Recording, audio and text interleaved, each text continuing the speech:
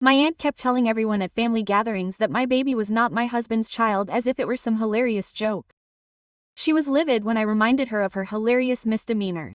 When our daughter Lily was born, she had bright red hair. Neither my husband Daniel nor I have red hair. I'm blonde, he's brunette. But my grandmother had red hair and so did Daniel's grandfather. The pediatrician explained, it's totally normal. It often happens with recessive genes. Everyone understood, except my Aunt Beverly. At Lily's first family gathering, when she was 3 weeks old, Beverly looked at her and blurted out, well, now we know what happened here. As she winked at the others, I asked her what she was implying. She laughed out loud and replied, red hair doesn't just happen.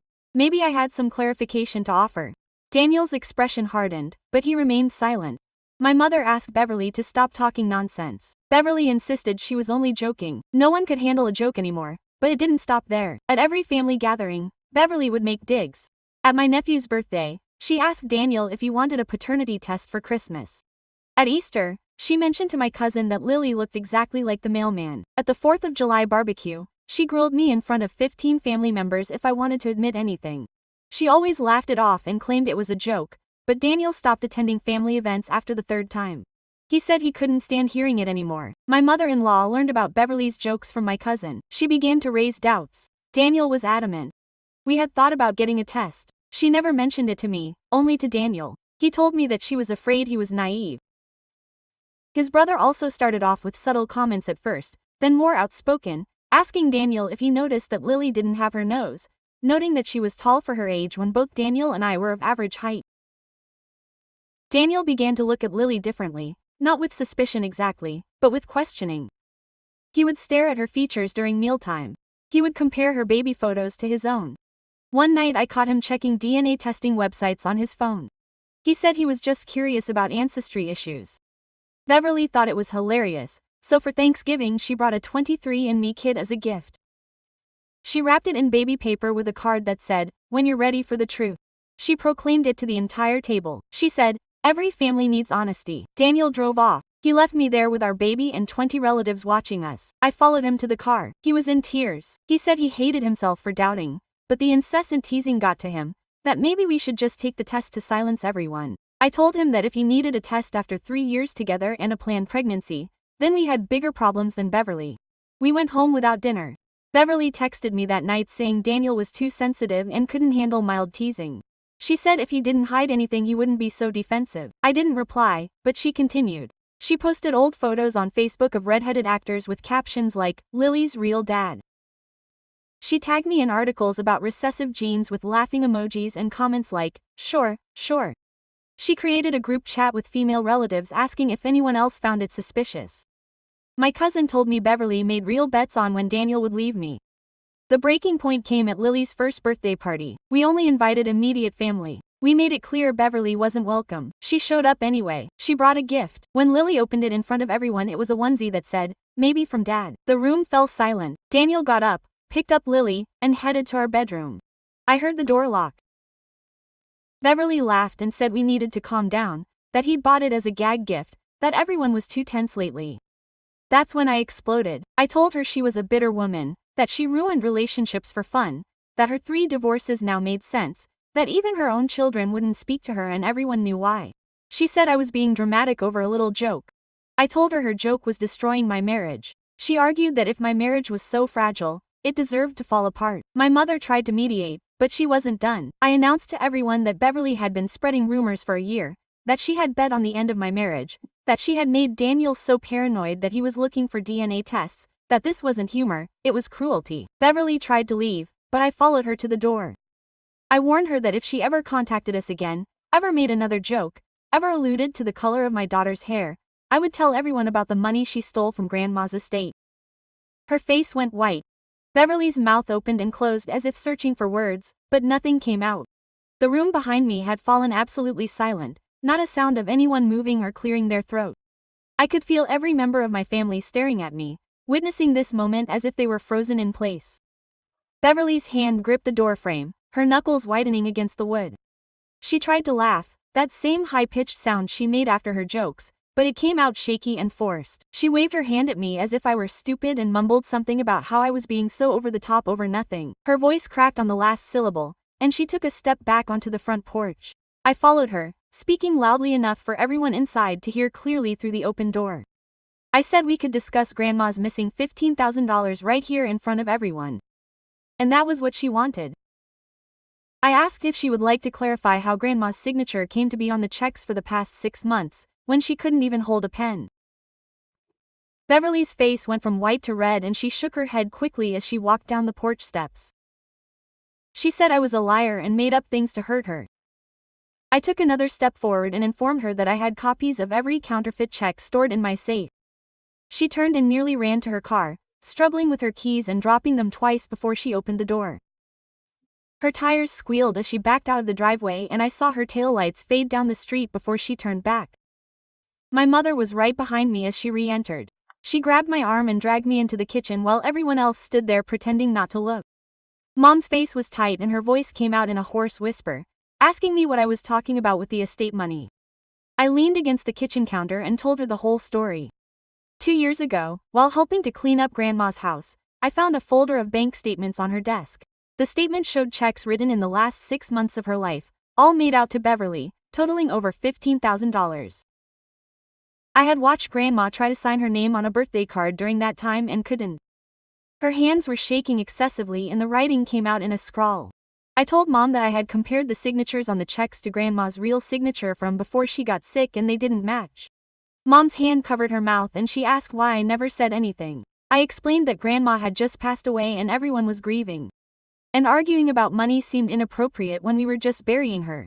I said I kept the copies just in case, but I hoped I would never use them. Mom closed her eyes and took a deep breath before saying that she believed me and that she was sorry she had carried that secret alone. When I returned to the living room, people were already gathering their things and heading for the door. No one looked me in the eye.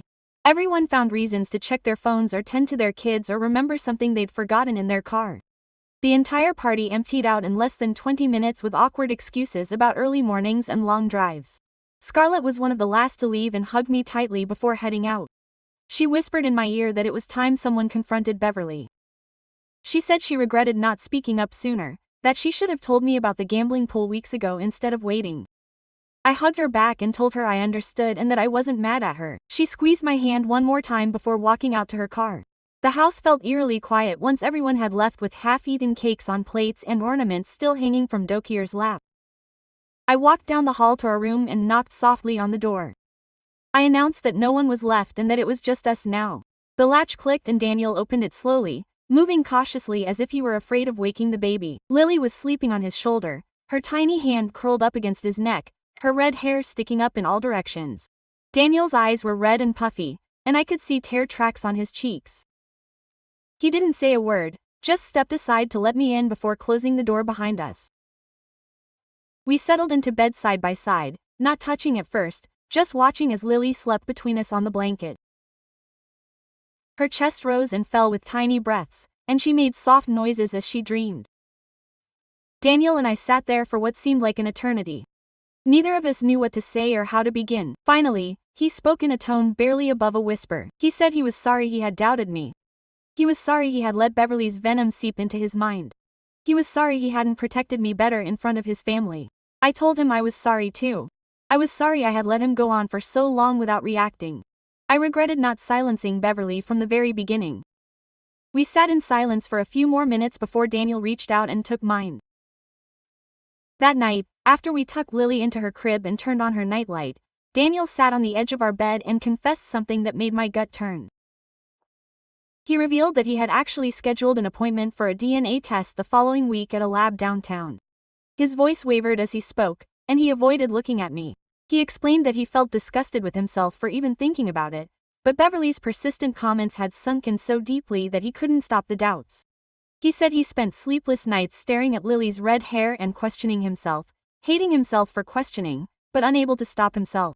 He told me he had planned to go alone, without telling me, just to take the test and prove to himself that he was crazy. I sat down next to him and put my hand on his back. I assured him that I understood why he felt the way he did and that I wasn't mad at him. I said, if taking the test would bring him peace and remove the doubts that Belai had planted, then we should do it together. Daniel's face fell and he began to cry, real tears like I had never seen him cry before. He rested his head in his hands and his whole body shook. He said he didn't want to be the husband who demanded proof. He didn't want to be the father who looked at his daughter and questioned whether she was his. He said he loved Lily more than anything in the world and he hated that Beverly had made him doubt something he knew in his heart was true. I held him as he cried and told him repeatedly that everything would be okay, that we would get through this together. We talked for another hour about what to do and in the end we agreed together to take the DNA test. Not because either of us really doubted the results, but because we needed to eradicate the poison that Beverly had planted once and for all. We needed something tangible that Daniel could review when doubts arose at night, something that would silence any future comment from anyone. Daniel pulled out his laptop and ordered a home test kit right then and there, paying extra for express processing so that he could get results in 3 to 5 days instead of 2 weeks. We both felt bad for needing it, but also relieved that we would finally have evidence to point to. My phone rang early the next morning as I made coffee. Mom's name flashed across the screen and I almost didn't answer it, but I decided I should close this. She started talking before I could say hello. Her voice was tight and angry, saying that Beverly had been flooding her phone since the night before, claiming that I was trying to ruin her reputation with falsehoods. Beverly was telling everyone in the family that I had fabricated the whole story about the embezzlement of the estate to get back at her for pranks. Mom's voice turned calm and serious as she asked me point blank if the embezzlement was real or if I had just said it to hurt Beverly. I took a deep breath and confirmed that it was. It was absolutely real and I had copies of all the counterfeit checks in my bank safe. I added that I could show them to him whenever he wanted to see the proof. An hour later, my cell phone rang again and Dad's name came up. I answered it and he didn't even say hello. He just asked why I had never told him about the embezzlement. His voice was tight and angry like never before. I took a deep breath and explained that Grandma had just passed away when I found those counterfeit checks. We were all in mourning and breaking down. I didn't want to tear the whole family apart for money when we had already lost them. The funeral had been hard enough. Without adding accusations and police reports, Dad was silent for a minute and I could hear him breathing on the other end. Then he said he understood that he was trying to protect everyone, but Beverly had used my silence as a shield to hurt my family for an entire year. He informed me that he would take care of Beverly himself now and that I should just focus on making things right with Daniel. He told me not to worry about the family drama because he would handle it. We hung up and I stared at my phone, feeling weird about all this.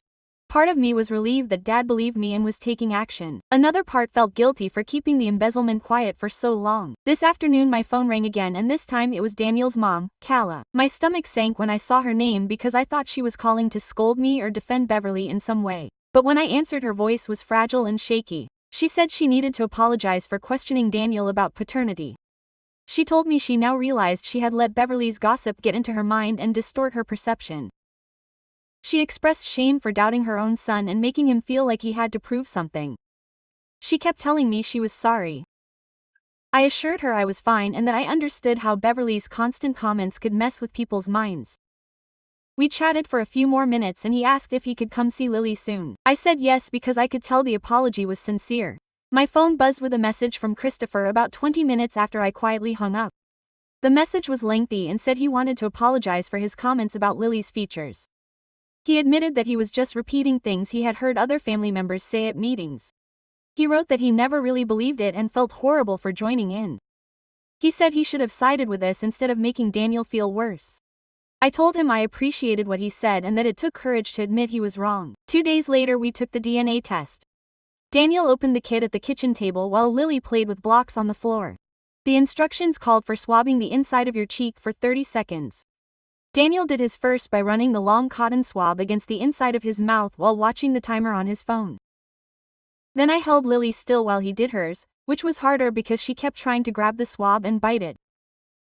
We got enough cells, though, and sealed both swabs in their separate tubes. The kit came with a prepaid shipping envelope, and we went to the post office right away to mail it that night. The lady at the counter scanned it and said it would arrive the next day.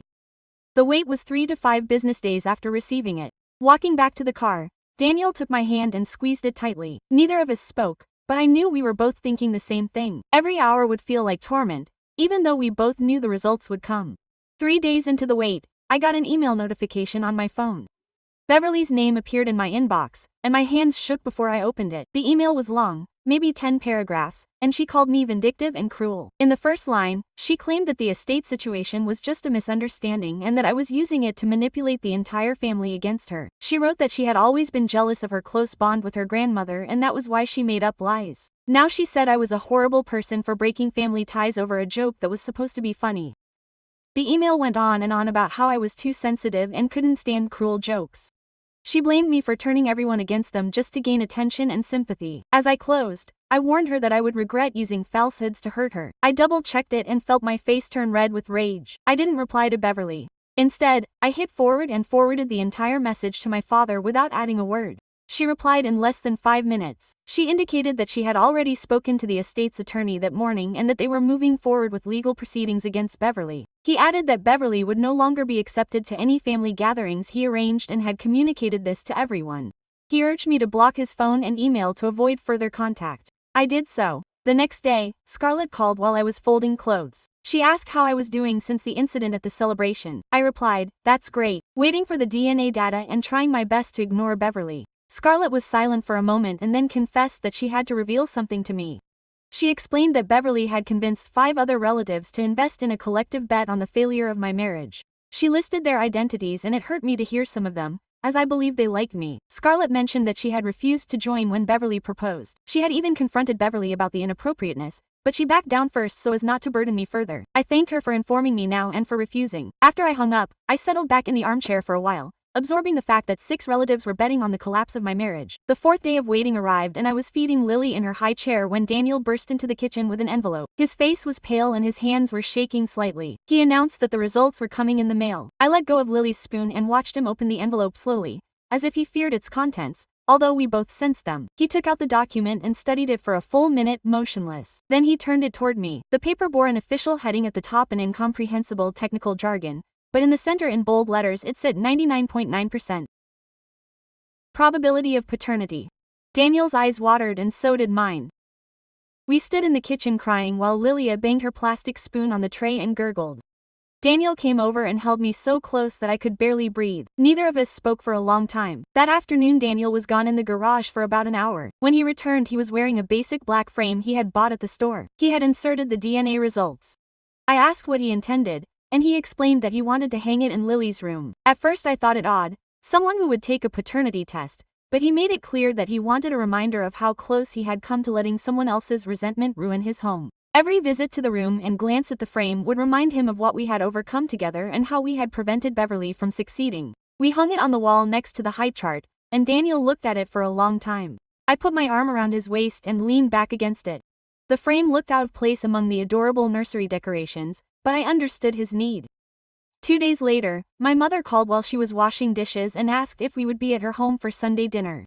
She claimed to need to see us and swore that Beverly would not be there. Her voice was exhausted and melancholy as she said she was devastated by the events, but she believed me about the theft of the inheritance.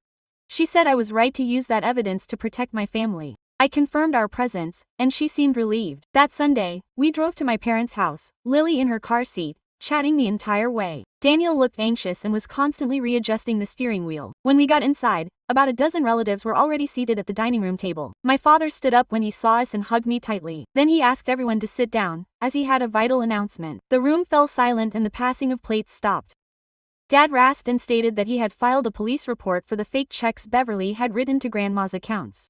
Several cousins exclaimed, and my Aunt Sarah covered her mouth, but my uncle nodded as if anticipating it, and Scarlett put her hand under the table. Dad said he had copies of everything and the police were seriously investigating. My mother cried quietly, and Daniel put his arm around my shoulders. The next afternoon, I was folding clothes in the living room when my cell phone rang from an unknown number. I answered and heard a woman sobbing so hard she could barely speak. She gave her name and I recognized Beverly's daughter calling me. She begged to drop the theft charges and argued that her mother was wrong but didn't deserve jail time. I sat down in the armchair, my legs feeling weak. I gently explained to her that I wasn't pressing charges. My father was and it was beyond my control. She continued to cry and claimed that her mother had issues but that she was her mother. I replied that I understood, but Beverly had a whole year to stop abusing my family and she chose to continue. Beverly's daughter called me cruel and hung up. I stood there with the phone in my hand for a while, feeling nauseous. Although she knew I was innocent, that night after putting Lily to bed, Daniel and I were watching TV on the couch when he muted her and suddenly turned around and suggested starting couples therapy. My stomach dropped in fear of the divorce announcement, but she clarified that DNA confirmed biology and genes but did not automatically fix her monthly doubts about me. Those suspicions were damaging and we needed support to overcome them. I felt relief and fear at the same time. She agreed to the idea and she squeezed my hand. She had already researched therapists who were experts in family and trust issues. We scheduled it for next week. The initial session was tense from the moment we sat on the therapist's couch. She was a woman in her 50s who asked us to explain our reasons. Daniel initiated and confessed shame for doubting Lily's paternity. His voice faltered as he said he loathed himself for allowing Beverly's venom into his mind. Then I spoke up and admitted resentment for not standing up more for myself with his family. I told the therapist that I felt isolated, facing Beverly's attacks while Daniel remained silent or avoided family gatherings. The counselor overheard us and affirmed that such emotions were normal after what had happened. He explained that rebuilding trust takes time and that we shouldn't expect instant resolution because we have evidence. He assigned us chores around the house to express feelings without pointing fingers. I left feeling drained but somewhat optimistic. 2 weeks after the chaos at the children's party, Daniel received a text from Beverly's husband requesting a meeting to discuss things. Daniel showed it to me and asked for my opinion. I flatly declined, but it was his choice. He responded that Beverly wasn't safe for our family right now and we needed distance. His hands shook as he typed. Beverly's husband sent a lengthy text, claiming that Beverly was struggling and feeling horrible about everything. Daniel turned off his phone without reply. He told me he was done making excuses for people who wouldn't. I hugged him and expressed pride in setting that boundary. 3 days later, my father called in the middle of the afternoon, irate. The estate's attorney contacted him with fresh findings about Beverly's embezzlement. She had actually stolen close to $22,000 in 6 months, not the original $15,000. The lawyer showed my father bank statements proving that Beverly systematically emptied Grandma's accounts while pretending to be with them. She had imitated Grandma's signature on checks and initiated wire transfers to her personal account. My father mentioned that he felt bad knowing that his sister had defrauded their mother in her final days. He told me that the authorities were investigating it as a felony. At the time, given the amount involved, I didn't know what to say, so I just listened to him express his anger and pain. In the days that followed, several relatives who were part of Beverly's gambling ring began sending me awkward messages of contrition. One cousin explained that she thought it was a joke without any ill intentions and had no idea how much harm it had caused. Another aunt wrote that she felt terrible and wanted to make amends. I read every text but ignored most of them. I was still furious that they had gambled with real money on my union breaking up. Although they swore they saw it as an innocent thing, they were seriously betting on the failure of my relationship. Scarlett called me to tell me that she had heard that 2 of them were trying to convince others to force me to forgive them. I told her that I would forgive them when I felt like it, not a second before. She said that it was perfectly reasonable and that she would intervene if anyone harassed me about it. At our 4th therapy appointment, Daniel and I made some progress but stumbled into an argument. The therapist asked Daniel what was keeping him from trusting fully again. He was silent for a long time and finally confessed that he struggled with feeling like an idiot. He said that everyone must think he was stupid for not seeing Beverly's deceit in the first place. The therapist came over and clarified that being the victim of a prolonged scheme of deception did not make him stupid. She explained that Beverly had acted with premeditation and method to undermine his security for over a year. She added that succumbing to manipulation made him human, not reckless, especially coming from someone of his own blood whom he had to trust. Daniel burst into tears, and I reached for his hand. This appointment marked a real breakthrough because I had carried that humiliation in secret. At the end of the same meeting, the therapist looked at me and asked if there was anything I felt guilty about. I hesitated, not wanting to say it out loud, but eventually I admitted that part of me had enjoyed threatening Beverly with the inheritance details. I expressed remorse for using methods that felt like extortion, even though she deserved repercussions for her actions. The therapist nodded and said it was normal to have mixed emotions when defending oneself. She suggested that using the information to protect my family from further harm did not amount to blackmail for personal gain. She added that I could accept that confronting Beverly gave me satisfaction while also acknowledging that it was not my noblest act. That eased my dilemma about the whole confrontation. The following week, my mother arrived early Tuesday with grocery bags and a determined expression on her face. She announced that she would come over every Tuesday from then on to be with Lily and help out around the house. I tried to object, but she held up her hand and said she needed to do it. She put away the groceries while Lily built towers of buckets on the kitchen floor. Mom picked Lily up and settled into the easy chair with her, just watching as she stacked and knocked over the buckets. After about 20 minutes, Mom looked at me and confessed that she had thought a lot about Beverly's words from the beginning. She admitted that she had advised me to ignore her at that first meeting when Lily was just 3 weeks old. Mom regretted not having reined in Beverly more firmly from the start instead of dismissing it as some unimportant family annoyance.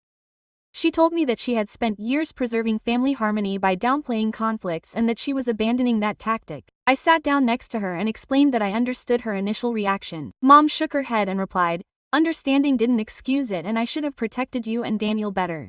She returned the following Tuesday and every Tuesday after that. Sometimes she would bring food. Sometimes she would just entertain Lily while I did laundry or took a leisurely bath. It became a reliable routine that I could rely on. 2 weeks after starting the Tuesday mothering visits, Kaya called Daniel and asked if we would come to her house for dinner on Saturday. Daniel asked if it was because of Beverly, and Kyla confirmed that it was. Her entire family wanted to talk to us. I saw Daniel stiffen on the couch as he listened to his mother on the receiver. She told him that we would consider it and call him back. After we hung up, we were speechless for a while. Finally, Daniel decided that we should go because his family owed us a sincere apology and this seemed like a genuine attempt. I agreed, but I warned that we would leave immediately if anyone justified his actions. Saturday came and we drove to Kaya's house with Lily in her car seat. Daniel's brother Christopher answered the door and immediately said he was glad we were here. The entire family was in the dining room. Kyla had prepared a lavish dinner of Daniel's favorites. We sat down and the atmosphere was tense at first, with everyone passing plates in silence. Then Kyla put down her fork and glared at both of us. She said she had to make a formal and crucial statement. She informed us that Daniel's family had failed to trust her judgment and support their marriage when it was most pressing. Kayla apologized for letting Beverly's gossip get to them. Instead of believing in Daniel's honor and honesty, she apologized for questioning his paternity and for making him feel like his own mother was questioning him. Christopher added and apologized for his comments about Lily's features and for spreading rumors instead of supporting his brother. Daniel's father, who had been silent until then, expressed shame for not taking action to stop the family from attacking him. The dinner lasted 3 hours and was uncomfortable from start to finish, but I could tell everyone spoke from the heart. On the way back, Daniel commented that it had been essential, if painful, to endure. The following week, my father called and suggested meeting for coffee. I left Lily with Daniel and met Dad at the coffee shop near our house. He looked exhausted when I walked in. We ordered our drinks and settled into the secluded corner. Dad informed me that Beverly had been indicted on grand larceny and forgery charges in the inheritance scam. He explained that the district attorney had reviewed all of Beverly's bank statements and forged signatures and determined that this was a serious case that deserved to be prosecuted. I asked him if he was okay with Beverly facing criminal charges. Dad paused for a minute and then revealed that he had pushed for the charges himself. He told me that Beverly needed to face real repercussions, not just familial rejection and passing anger.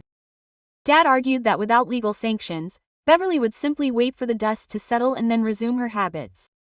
I confessed that I felt torn about the legal path, even though I knew Beverly deserved punishment. He reached across the table and squeezed mine. Dad said he understood my ambivalence, but this was bigger than what Beverly had done to my marriage. She explained that she had stolen from her dying mother and betrayed her.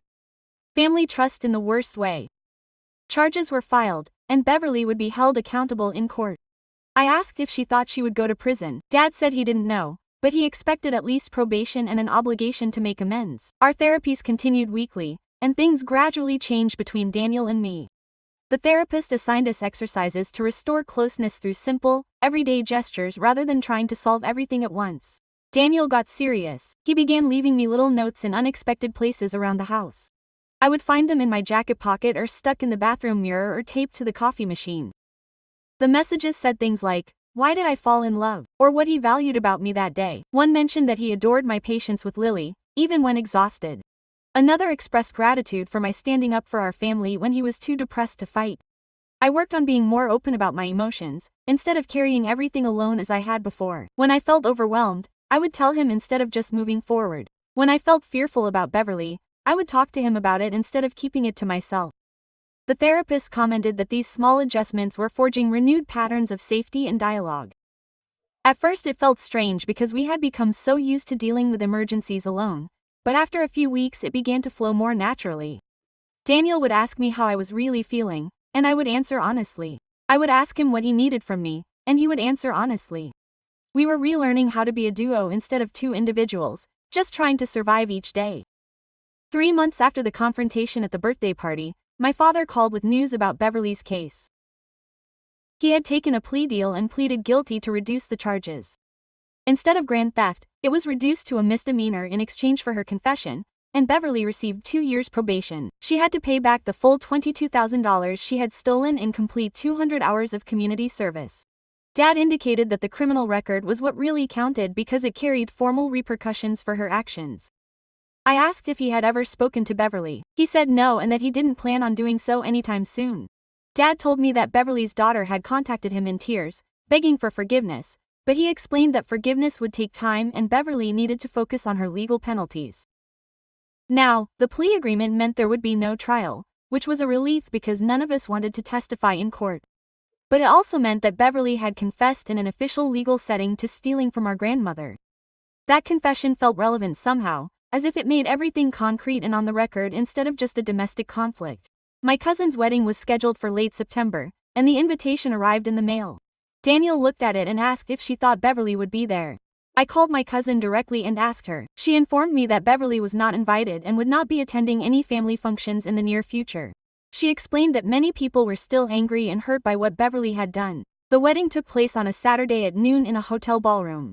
We dressed up and had Lily in a little bridesmaid dress, although she was not participating in the wedding ceremony. The ceremony was beautiful, and the party had delicious food and music. What impressed me most was how calm everyone seemed. Normally at family gatherings there was this underlying pressure, people measuring their words and acting cautiously, but without Beverly stirring up the atmosphere and making observations. Everyone just enjoyed themselves. Several relatives came up and commented on how nice it was to see Daniel at a family event. Again, an aunt told me she had forgotten how joyful these gatherings could be without conflict. Daniel actually stayed the entire reception. He danced with me and Lily, chatted with my cousins, and laughed at my uncle's lame jokes. On the way home, he mentioned that it was the first family event in over a year where he didn't spend the time wishing he was leaving soon. He said he had genuinely enjoyed himself and relived why he liked my family in the first place. Lily started taking her first real steps a few weeks after the wedding. She had been crawling along the furniture for a while. But one Tuesday with my mom present, Lily let go of the coffee table and took 5 steps into her open arms. Mom burst into tears and yelled for me to see. Daniel came home from work 20 minutes later, and Mom made Lily repeat. Daniel picked her up and spun her around, totally immersed in the moment, not a trace of uncertainty on his face. In the weeks that followed, Lily began to say more words. She had been saying mom and dad for months, but now she was incorporating terms like ball, dog, and juice. Daniel was there for every single thing, celebrating every new word and every courageous step. One night I watched him play with Lily on the living room floor, making her laugh as he pretended to take her toy and then hand it back. His expression was completely relaxed and joyful. I understood in that instant how much harm Beverly had truly inflicted. For months, Daniel had looked at Lily with that rigidity on his face, that question hanging over everything. Now that had completely evaporated and he could simply be her dad without that toxicity in his mind. The difference was so clear it almost brought tears to my eyes. My bond with Scarlett had grown stronger through all this. He would call me at least once a week just to check on me, and we had started meeting up for lunch every 15 days when our schedules overlapped. One afternoon we met at a sandwich shop near her job. After ordering, Scarlett confessed to me that she had thought a lot about harmful relatives in her own life. She said that witnessing it from Beverly had shown her that she needed firmer boundaries with certain family members. Scarlett acknowledged that she had an uncle who would always make inappropriate comments at gatherings and that she would laugh it off to preserve harmony. She said she had stopped that tactic and did indeed confront her uncle at a recent family gathering. I asked her how it went, and she said it was tense but necessary. Scarlett expressed that seeing me challenge Beverly had motivated her to stop accepting inappropriate behavior just because we were family. We discussed how hard it was to set boundaries with relatives, because there is such an emphasis on getting along and avoiding trouble. She said she was grateful that our friendship had grown out of this chaos, although she wished it hadn't taken such a horrific event to bring us together. One Thursday night, Daniel asked me to clear my calendar for the upcoming weekend. He explained that he had organized an escape for just the two of us and my mom had already agreed to babysit Lily. I inquired about the destination, but he said it was a surprise. On Friday after work, we packed our bags and drove 2 hours to a hostel in the mountains. The place was intimate and peaceful with views of the valley. Daniel revealed that he had planned this for weeks because we needed space to reminisce about who we were as a couple, not just as parents protecting their home from aggression. We checked in and had dinner at a small restaurant in town. At first it felt strange to be without Lily, as if we had forgotten how to be just Daniel and me, but by dessert we were truly relaxing and chatting about things unrelated to Beverly or family issues or legal proceedings. We talked about places we longed to visit someday and books we wanted to read. We relived inside jokes from when we first started dating. That night at the hostel we stayed up late chatting like we hadn't in years. On Saturday morning we had breakfast on the balcony and then walked along a path near the hostel. The autumn leaves were changing hues and the air was crisp and clear. Halfway through the ride, we settled into a seat overlooking the valley. Daniel began talking about his father and how he always avoided arguments no matter what. He said he was afraid he would become that kind of person, someone who would remain silent while evil was happening around him. Daniel confessed to me that he felt like he had been on the verge of becoming like his father during the whole Beverly mess, just withdrawing and waiting for it to blow over instead of fighting back. I shared my fears of being crushed like my mother sometimes was in family settings. I admitted that I had always seen my mother as someone who preferred calm over defense and had been terrified of ending up the same way. We talked about how we both came into this marriage carrying habits and fears from our parents. Daniel said therapy helped him realize that he could choose to be different without repeating his father's mistakes. I expressed that I had learned to set boundaries and fight for my core without becoming bitter or cruel like Beverly. We sat there for over an hour, having the most candid conversation we'd had in years. Daniel took my hand and told me that sometimes he feared he had strained our bond too much with his uncertainties. I told him I was afraid too, but I was confident we could build something stronger than before. We walked back to the hostel and spent the rest of the day just sharing moments with each other, with no plans or obligations. At dawn on Sunday, we returned home feeling closer than we had in months. Our therapist smiled as she listened to us recount our weekend trip at our next appointment. She said we had made the arduous effort to not only overcome a crisis, but to use it to build something stronger than before. Daniel took my hand and squeezed it during that consultation, and I felt a profound sense of relief knowing that the worst was behind us. 2 days later, an envelope arrived from an unknown law firm. Inside was a typewritten letter from Beverly asking for forgiveness and requesting to be a part of Lily's life again. The text was formal and measured, probably written by her lawyer. Just seeing her name made my guts turn. Daniel and I took her to the next therapy session and spent the entire hour debating whether we were prepared to even think about allowing her back. The therapist quizzed us on what it would take for us to feel safe, and neither of us had a clear answer because the reality was that Beverly had destroyed something irreparable with a simple letter. Daniel expressed that he didn't trust her and probably never would, and I agreed. Together we decided that we weren't open to any contact with Beverly and probably never would, and that was acceptable. My father called me the following week and suggested we meet for coffee. We met at a coffee shop near his work and he looked exhausted like never before. He confessed that he had thought a lot about his bond with Beverly and how it was probably broken beyond repair. I started to suggest that perhaps they could mend it in time, but he interrupted me. He stated that protecting his granddaughter and supporting his daughter was worth more than preserving family harmony at all costs. He added that he had spent too many years justifying Beverly's actions and that he wouldn't do it anymore. I cried right there in the coffee shop because I had never heard my dad say it like that. He hugged me and said he was proud of me for confronting Beverly, even though it was painful. 4 months after the confrontation on Lily's first birthday, Daniel and I went to our last scheduled therapy session. The therapist said we could come back if we needed to, but we had developed healthy dialogue tools and restored our core trust, she said. Most couples who go through what you are going through either get divorced or stay together but without truly healing, and you had achieved genuine healing. Daniel thanked her for guiding us back to each other, and I was grateful that we had accepted the intense effort instead of pretending that everything was fine. We began preparations for Lily's second birthday party the following week, and this time we were very selective about who we invited. We invited only those who had supported us through the crisis, which made it more intimate than the chaos of the previous year, but infinitely greater. My parents would attend. Daniel's mother, who had Christopher with his new partner, Scarlett and her circle, and other family members who had joined us. No one involved in Beverly's bet got an invitation. No one who would have made Daniel doubt his own daughter was invited. The celebration would be to honor Lily with people who truly loved her. The morning of the event, Daniel helped me with the decorations while Lily played with her toys in the living room. We hung garlands and balloons, and I made a cake with red frosting to complement her beautiful red hair. The guests began arriving around noon, and the house was filled with warmth and laughter in a way that hadn't happened the previous year. Everyone brought gifts and hugs, and no one made a joke about parenthood or hair color or anything like that. Kayla spent 20 minutes on the floor making blocks with Lily, and I saw Daniel watching them with a calm expression on his face. About an hour into the party, Daniel clinked his glass with a fork to get everyone's attention. He gave a short toast thanking everyone for supporting our family through a tough time. He didn't mention Beverly directly, but everyone got the hint, and several relatives raised their glasses with emotion evident in their eyes. My mother wiped away her tears, and my father put his arm around her shoulder. Christopher stood up and added that he felt lucky to be from a family that had each other's backs when it really counted. Then it was time for the cake, and we sat Lily in her high chair with the red frosted treat in front of her. She stared at it for about 2 seconds before dipping both hands into the center. Red frosting splattered all over her face, hair, and clothes, and everyone laughed and took pictures. I caught Daniel looking at her with pure joy and not a shadow of a doubt on his face, and that moment felt like the real triumph.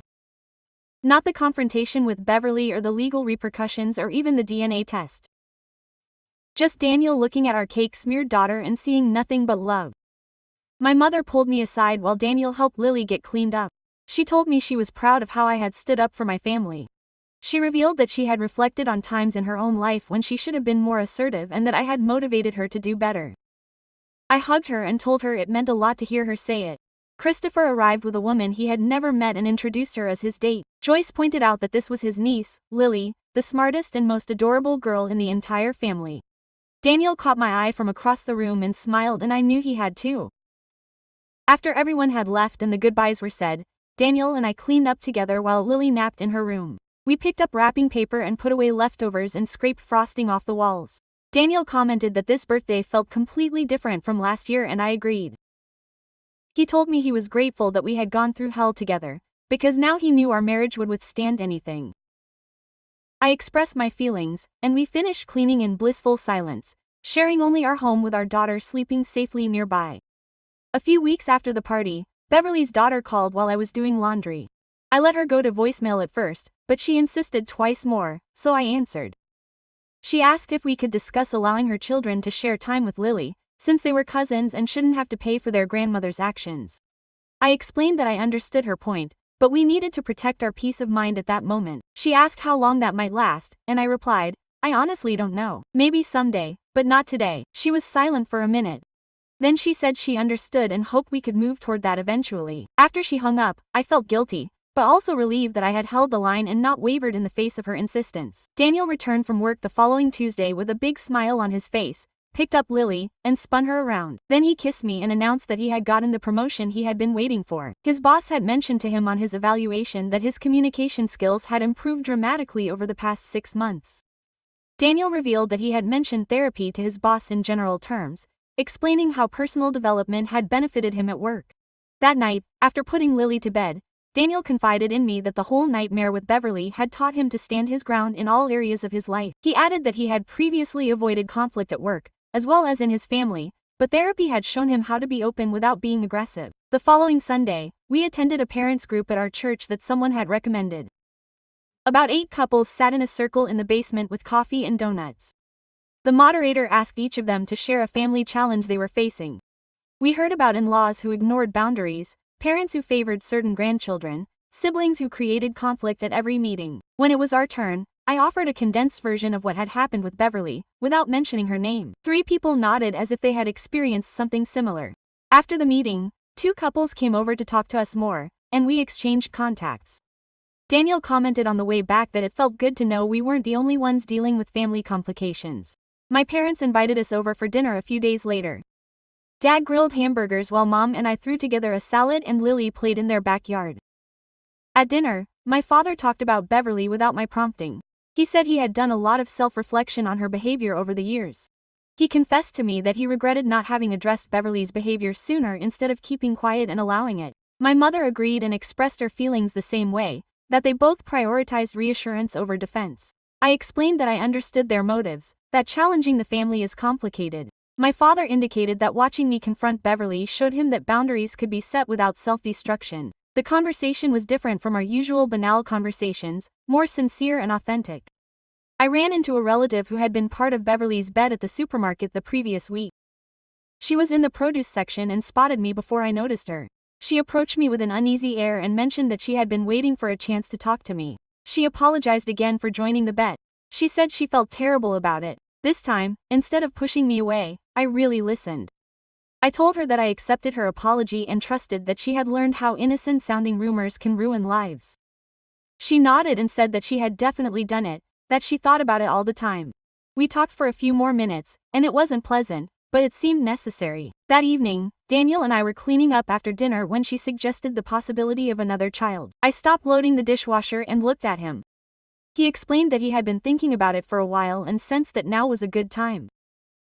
For the first time since Lily was born, I didn't immediately worry about what color hair another baby might have or what others would think. I told Daniel about this and he smiled. He added that he wished they had red hair too, just for emphasis. We both laughed and agreed that we would start trying in a few months when we felt fully ready. Christmas came and a card arrived in the mail with Beverly's return address. Daniel took it out of the mailbox and we examined it on the kitchen counter. He asked if I wanted to open it and I said no. We had discussed this in therapy about how any bonding with Beverly should be on our terms and at our pace, not hers. We weren't ready yet and probably never would be. Daniel put the card in an unopened drawer and we went about our day. Kaya began visiting every Thursday night to watch over Lily while Daniel and I went out to eat her for a walk. She would arrive bearing small gifts for Lily and spend hours playing with her on the floor. One Thursday she stayed after we returned and asked to talk to me alone. We settled into the kitchen while Daniel bathed Lily. Kaya revealed to me that she had been embarrassed by her behavior when Beverly had started the gossip. She added that she appreciated being given another chance to integrate into Lily's life. I expressed that I appreciated the excuse and that watching her with Lily now confirmed to me that she had truly changed. Our anniversary occurred on a Saturday in January. Daniel hosted a lovely dinner at home after Lily was asleep. He prepared my favorite dish, and we ate by candlelight at the dining room table. After dessert, he produced a small wrapped box. Inside hung a necklace with Lily's birthstone on a thin chain. She said that this year had taught her that I was the bravest person she knew. I told her that challenging Beverly had been scary, but her encouragement made it doable. We settled on the couch afterward, just holding hands and talking about how far we had come. The following weekend, we drove to the cemetery where my grandmother was laid to rest. It was cold and overcast, but no rain. We bundled Lily up in her winter jacket and walked across the grass to my grandmother's grave. Daniel held Lily while he told my grandmother about his great-granddaughter with her beautiful red hair. Lily reached out her little hand and it brushed the icy stone. Daniel squeezed my other hand the whole time, and I felt like my grandmother would be proud of how we kept our family safe. We stayed a few more minutes. Then we got back in the car with Lily in the middle, each of us holding a hand as she tried to jump over puddles. A few months later, my father called while I was folding clothes in the living room. He said Beverly was moving out of state to live near her daughter and thought it would be the perfect fit. I asked if he had spoken to her and he denied it. He heard from my uncle. My father noted that family gatherings were healthier without her around and everyone seemed more composed. He told me he was proud of how Daniel and I handled it and that confronting Beverly was the right thing to do, if difficult. I thanked him and we chatted for a few minutes about Lily and the job before hanging up. Daniel came back that night and I told him about Beverly moving. He nodded slowly and said okay. Maybe now his family could stop being so cautious, afraid she would show up somewhere. We decided to celebrate our breakthrough by going out that weekend, just us. Skyla agreed to watch Lily on Saturday night and we went to our favorite restaurant downtown. We made a rule before we sat down. We would not mention Beverly or any family drama. Daniel ordered wine and we spent the entire dinner laughing about silly things. Like the weird coworker at work who microwaves fish every day and the time I accidentally dyed my hair orange in college, he talked about wanting to take Lily camping next summer and I reminded him of the time he got lost on a marked trail for 3 hours. We held hands across the table and it felt like we were courting again instead of just surviving. On the way back, Daniel expressed that he felt like we were finally coming out of survival mode and into true bloom and I totally agreed. The following Tuesday I was making lunch when my phone buzzed with a text from Scarlett. She had sent a picture of Lily playing with her kids at a family picnic I had missed because of work. Lily was laughing on the grass with her bright red hair catching the sun and Scarlett's text said, "Look at this beautiful red-headed angel." I stared at that message for a long time because it was so basic, but it meant everything. A year ago they were questioning whether Lily was Daniel's daughter and now everyone was celebrating exactly who she was. I saved the photo and showed it to Daniel when he got there. That night after dinner, I rocked Lily in her room as she resisted sleep. As always, I watched her red curls cling to her forehead and thought about how this nightmare had brought Daniel and me closer together. We learned to fiercely protect our family and confront anyone who tried to harm us. We were truly happy in a solid, genuine way. Our bond was stronger than ever, because we were tested and triumphed together. Lily grew up surrounded by those who loved her unconditionally for being her. I kissed her forehead as her eyes finally closed, and I understood that sometimes the best outcome isn't impeccable justice or perfect stories. Sometimes it's just calm and healing and a family that learned to come together in the face of venom. Yes,